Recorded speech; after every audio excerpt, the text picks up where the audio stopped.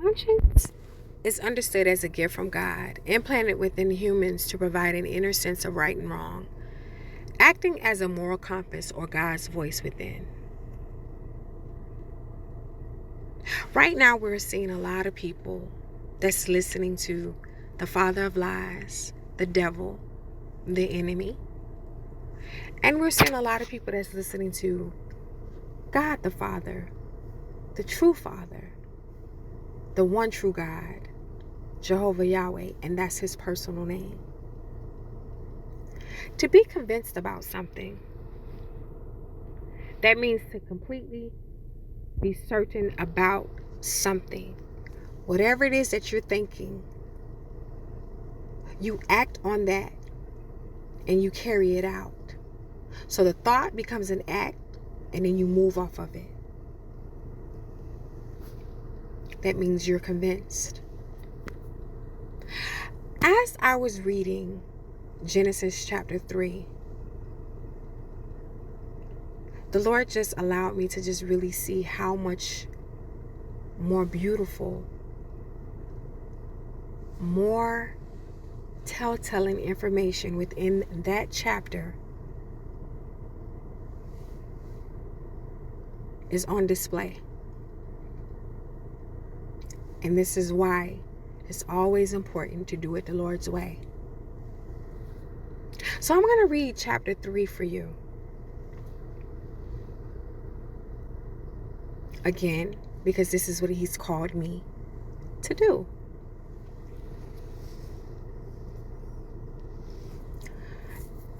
The serpent was the shrewdest of all the wild animals the Lord God had made. One day he asked the woman, "Did God really say you must not eat the fruit from any of the trees in the garden?" "Of course we may eat fruit from the tree in the garden," the woman replied. "It's only the fruit from the tree in the middle of the garden that we are not allowed to eat. God said, you must not eat it or even touch it. If you do, you will die." "You won't die," the serpent replied to the woman. "God knows that your eyes will be open as soon as you eat it, and you will be like God, knowing both good and evil." You ever had a situation where your mind was made up about something and you was just about to carry it out, but then all of a sudden you have a second thought? Well, maybe you can do it this way and then it can go the other way. I remember watching a video, and it was a young girl, and she was in a cell phone shop, and she was looking at cell phones. Now, it was a man behind the cash register, behind the counter. The phone was placed on the counter, and the girl was standing in front of the phone. She looked at the phone. She hesitated for a minute. Then she took off. But the man behind the counter, he locked the doors, so she couldn't get out. And the first thing she said out of her mouth was, "Here, I'm going to put it back." But he was like, "No, it's too late for that." Within that split second, what voice do you think she listened to when she picked up the phone to run? Could you imagine how he told her that you won't get caught? Take it now because he's not looking, or he's behind the counter, so by the time you run out, he won't be able to catch you. And it's just that fast to fall for the enemy's lie.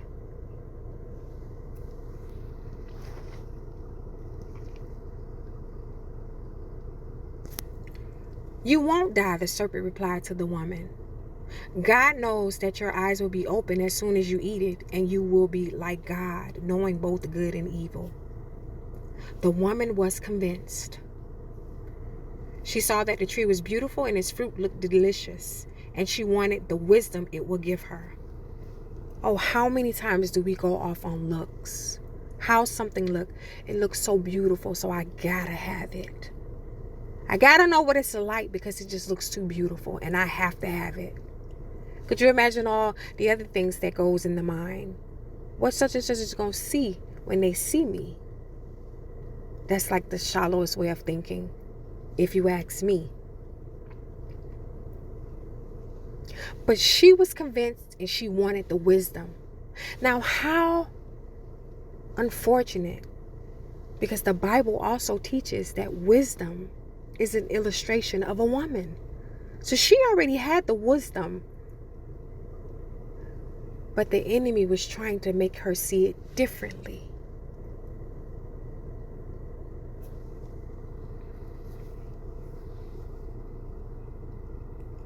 So she took some of the fruit and ate it. Then she gave some to her husband who was with her, and he ate it too. At that moment, their eyes was open, and they suddenly felt shame at their nakedness. So they sewed fig leaves together to cover themselves. When the cool evening breeze was blowing, the man and his wife heard the Lord God walking about in the garden. So they hid from the Lord God amongst the trees. Then the Lord God called to the man, "Where are you?" He replied, "I heard you walking in the garden, so I hid. I was afraid because I was naked." "Who told you that you were naked?" the Lord God asked. "Have you eaten from the tree whose fruit I commanded you not to eat?" Now, the man replied, "It was the woman you gave me who gave me the fruit and I ate it." Then the Lord God asked the woman, "What have you done?" "The serpent deceived me," she replied. "That's why I ate it." You ever realize that whenever someone is in trouble, like if you have little kids, and even sometimes now you see it in some people's lives in different scenarios where, like, if I go down, we all go down. Or if you call your niece, your nephew, or your child and you say, "Okay, well, who ate the cookie?" Well, she gave it to us. Everybody tells on everybody. Even in the book of Revelation, that's what evil does. It fights against each other.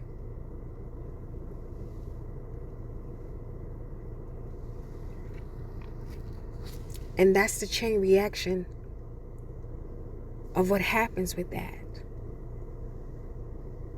Whenever you drift away from honesty and the truth that it stands on. Never not meaning to say, "Okay, I made a mistake and it was my fault," because then the consequences won't be so severe. That means you're standing up and you're owning what you did. Oh, but not when it's the work of the enemy. If he tries to bring you down, of course he's going to want you to bring people down with you, because he's already down, and that's where he's bound.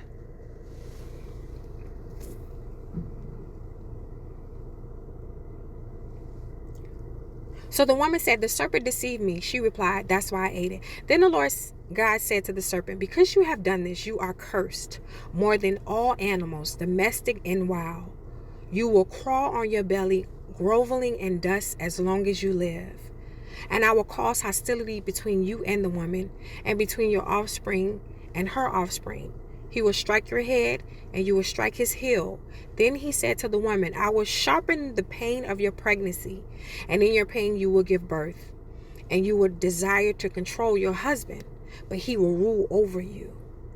And to the man he said, "Since you listened to your wife and ate from the tree whose fruit I commanded you not to eat, the ground is cursed because of you.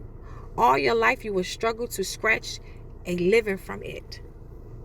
Now, you will desire to control your husband."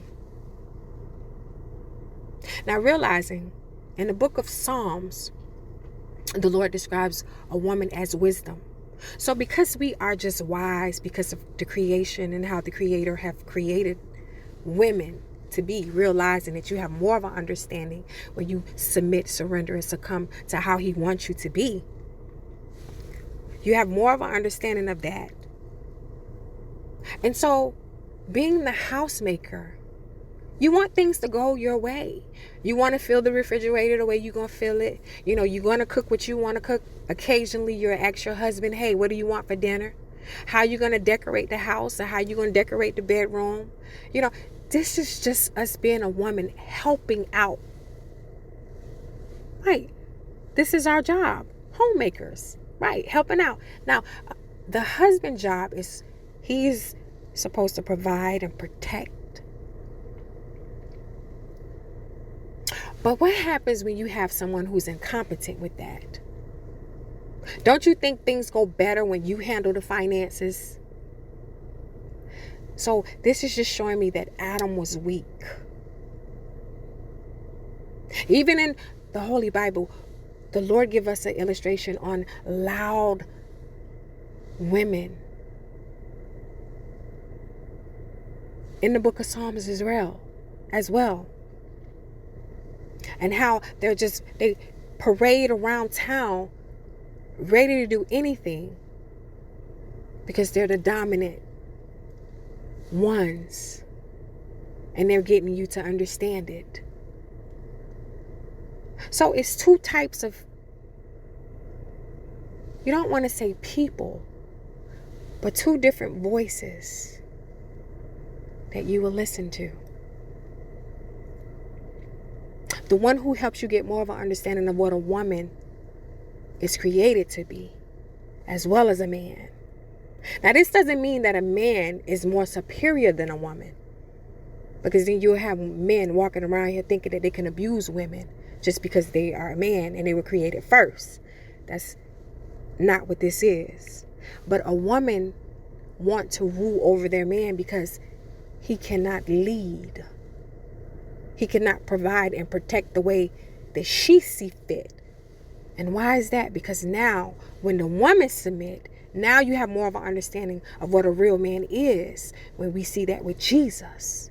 And he helped you get more of an understanding of what submission really means, and how you submit to him wholeheartedly, as well as the man, because now you can see that you're walking with a man who understands authority, and now you don't mind following behind him.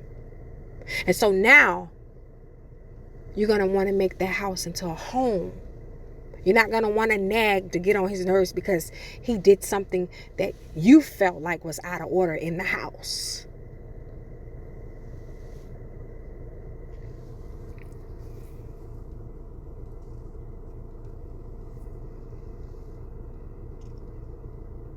Since you listened to your wife and ate from the tree whose fruit I commanded you not to eat, the ground is cursed because of you. All your life you will struggle to scratch a living from it. Now, isn't it ironic? Or should I say, how beautiful is it when you see a pregnant woman, you already know, oh, she about to pop. Oh, gosh. She's going to feel some type of pain that lets you know that the word of the Lord God is real.